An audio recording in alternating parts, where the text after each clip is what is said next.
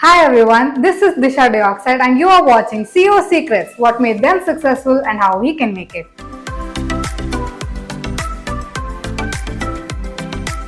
Today I am here with Bhaskar Kalale, who is the chairman of EqualizeRCM, a Mysore-based healthcare KPO company. We will talk about his journey and his experiences. What or who was your biggest motivation, sir? I think it's a number of people. Yeah, so it's not just one individual. And again, I believe that different stages of your life and different stages of your career, there are different people who play a very, very pivotal role in motivating you to go to the next level. So I've been very, very fortunate to have some great mentors in my life, and some of them I'm still in touch with. But I think starting off, the biggest motivation, obviously, for all of us is our parents. Right? So that's where we start, and they are the ones, for us, all of us, they are the, they are the king and queens of everything that we want to do. I think they are the biggest motivators. But as I said, as we go along, they've been different people. But there are two or three very, very specific, I wouldn't say motivators, but influencers in my life. Right. So one set of was two of my very, very close friends from college. Okay, and they were, I think, huge influencers in my early days from while studying in college. One of the reasons I think is because both of them were from much bigger cities. They came from Mumbai, right? So their exposure to life was much more than I had. So just watching them and learning from them, and then they coaching me on variety of different things about what is possible and what are the opportunities that exist, I think was huge. I think that's a great example for somebody to say that you don't have to necessarily learn only from your seniors.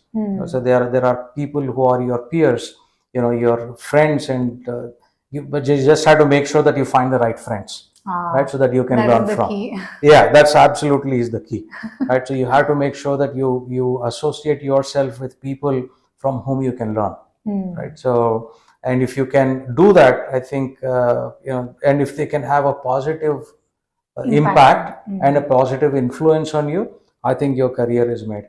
And then during my career, I've had two people who are very, very influential in my ability to think differently, right? And think differently in the sense looking at a problem in a holistic fashion as opposed to just a point solution. I think they transformed my thought process. That is again a great example to say that there is never an end to learning. There is no age barrier to learning. If you are willing to keep learning, there are plenty of areas that you can learn. And I remember now this point, I remember a quote from Mark Twain. And Mark Twain was a famous philosopher in the United States, and he once said, our mind is like an umbrella. It works only when it is open. Right? So, and that is something, everybody has to remember. That is true. What are your personal goals, sir?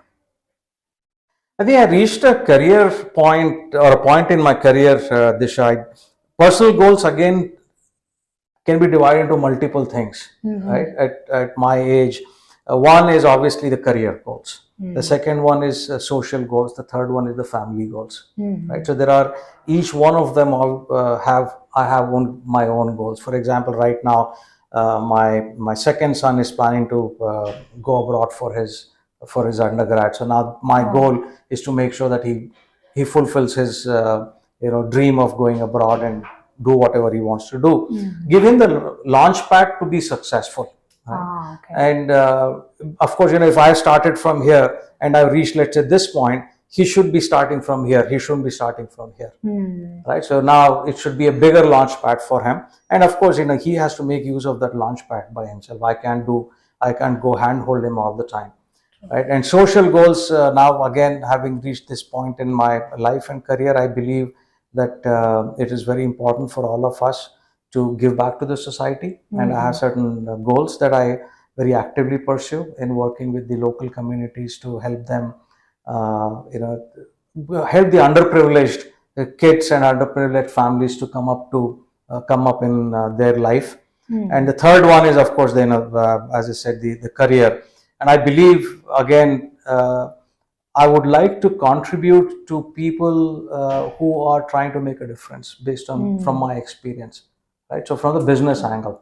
So it is not that I want to now, let's say, want to be a chairman of some other company. That's not the goal. The goal is to how can I encourage and share my experiences with younger entrepreneurs, younger businessmen and women, and hopefully help them to be better leaders. That's a very nice personal goal, sir. Yes. How do you stay motivated every day, sir? What keeps you going? What drives you? It's a very interesting question, Disha. So obviously there are different people will have different motivation for them to work, right? So some people may have, for example, recognition. Let's say politicians, for example, they want to win elections, and some people may have financial goals that motivates them, etc. For me, all along my career, my biggest motivation has been, what can I do not to let people around me let them down? Okay, so that's why it keeps pushing me all the time, because whether it's my seniors, whether it's my peers, whether it's my juniors, they're all depending on me to deliver something. Right? And I feel that if I fail in my ability or my delivery, then I'm letting them down, because they are the people who are trusting me to do something. They believe in you. They believe in me, and I'm in not just necessarily I have to be in a senior role to make a difference. Even let's say when I was a very young software engineer, my team lead is depending on me to deliver a piece of code, for example, right? And I've always made sure, or at least tried to make sure, that I don't make him feel that, okay, why the hell did I give this job to Bhaskar? Right? So that for me, I think, is the biggest motivator, to make sure that I'm not letting down the people who believe in me. Wonderful. What, according to you, is the future trend in jobs, sir? And how can we as students prepare for them? There are a lot more opportunities for students today than it existed even, let's say, 10 or 15 years ago. Right? And obviously, the internet and and all of the related technologies have changed, or have changed the entire business ecosystem and the environment, and has provided great amounts of opportunities for people to succeed. And so therefore, I believe that as the world gets connected more and more, there will be more and more opportunities for people. And as I alluded to in the beginning, Disha, people have to be ready to take on those opportunities. They have to be ready to identify when the opportunity comes along their way, and take advantage of those. So the only way they can do it is to be aware of what is happening in the business world, and be ready with whatever skills. Now, not everybody has to be learning everything else. Everybody has their own area which they are very, very strong in. I think every student particularly has to recognize what their strengths are, and what are the areas of development, and work on the strengths, or make your strength your friend, and make the areas of improvement as something that you can take along and you continue to work on it. It is highly unlikely that an area of improvement will become your strength at one particular time in your career. It is unlikely. It may happen, but it is unlikely. So it is best to work on your strength. For example, if I have great people skill, right? So that means I could be a great salesperson. Right? I have the ability to network with people. I can talk to people, etc., etc. And then if I'm not good with, let's say, programming, and I can put it as an area of improvement, that I don't know how to program, but that is not where my heart is. That's not where my soul is. So I should not be trying to make that to be my strength, because it will never be my strength. Right? So we have to identify what your strengths are, and make sure that you make your strength the focal point of your career. Right? Good advice, sir. Thank you. Give 3 tips to students, sir, who want to become successful like you. So there are plenty of things. So couple of them I've already touched upon. One is constantly learning. Yes. Okay, so you can never ever fall back on your learning goals. Okay, learn whatever you can. Read is something that you should do. Newspapers I talked about, but even pick any good reading habit. Even if you're reading it on your phone or your on your you know iPad or whatever it might be, tablet, etc. But read something. It doesn't have to be a physical book, but keep reading something that will stimulate your brain cells. Right. So gather information, and hopefully it will make you learn things about how to think differently. Right? So that is one. The second most thing to me to be a successful is the trust factor. Okay. Right? So you have to trust people to deliver for you. If you don't trust, they're not going to trust back. They're not going to give their 100%. Right? Many people and many parts of the world, in fact, or many countries culturally, they start off by distrusting the other person, right? And until they establish that trust, right? But there are advanced countries where they start off with trusting you first till you prove them otherwise. Right? So I think trusting your team, having faith in your team, I think is the most critical factor of anybody to be a good leader. I actually, that doesn't have to be a leader. Anything in any, even if you're an individual contributor, you have to trust other people so that they can reciprocate and have trust in you. When people trust you, then you tend to give a lot more than what you're capable of. Right? You cannot doubt people constantly. Right? And the third one is enjoy what you're doing. That's, I think, is the greatest tool that somebody can have to be a successful. You have to enjoy whatever you're doing. If you're not enjoying, then you're just going through the motions. You don't have your heart and soul in it. If you don't have your heart and soul in it, you are not thinking ahead. You're not thinking in a global environment and so on and so forth. I just enjoy.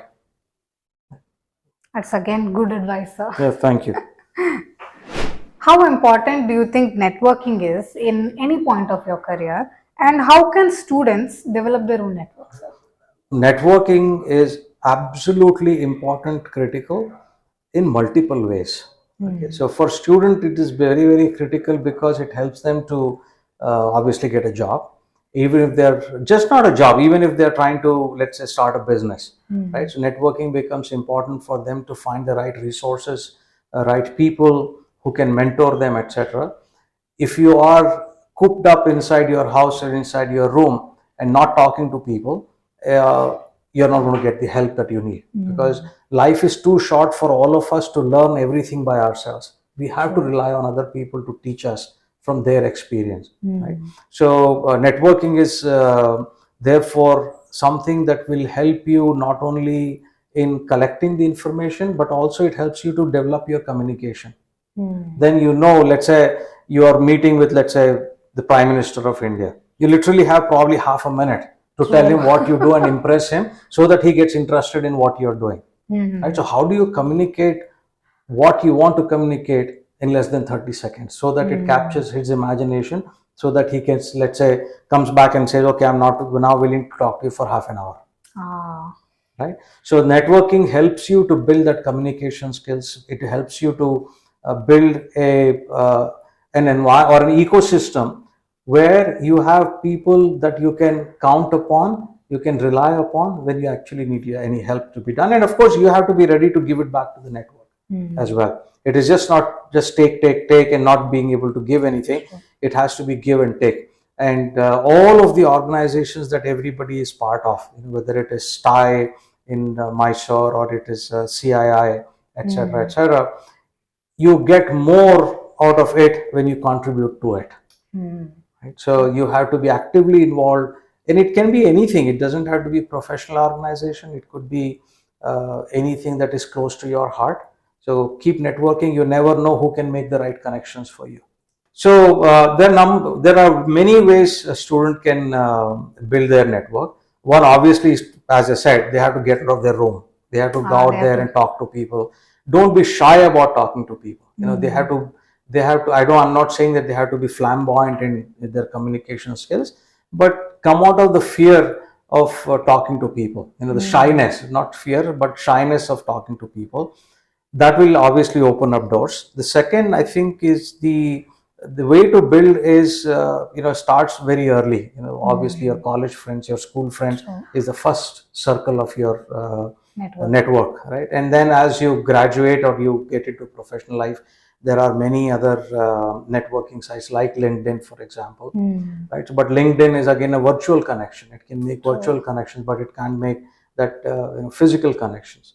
So you should be, I would encourage students to take part in local organizations, right? So be part of the organization. It could be professional, it could be amateur, hobby organizations, etc. That would be the second part, and slowly build from there, right? So you start participating in, become a member of those organizations, start attending those events that they organize, talk to people who come to present something, right? And then you start to make connections one after the other, right? So, and it could even be just not professional organization, it could also be social organizations, right? So it could be any social organization that you have local to your neighborhood or your city. So be active. I think that will help you to build that network and the connections to be made. So ultimately it comes down to not being shy, right? And use LinkedIn, use LinkedIn, try to find people who have a similar interest and connect with them, have a conversation with them, even if it is just a virtual conversation. I think all those things starts to build up your networking ability as well as the size of your network. Right? So it goes down to what I said earlier. You have to give back to the network, and what you expect from the network. So once you start giving to the network, then you can expect to take the returns of that investment. Wonderful. We've reached the end of today's interview. Thank you, sir, for sharing your wisdom with me and interacting with me and reminding me to always keep learning.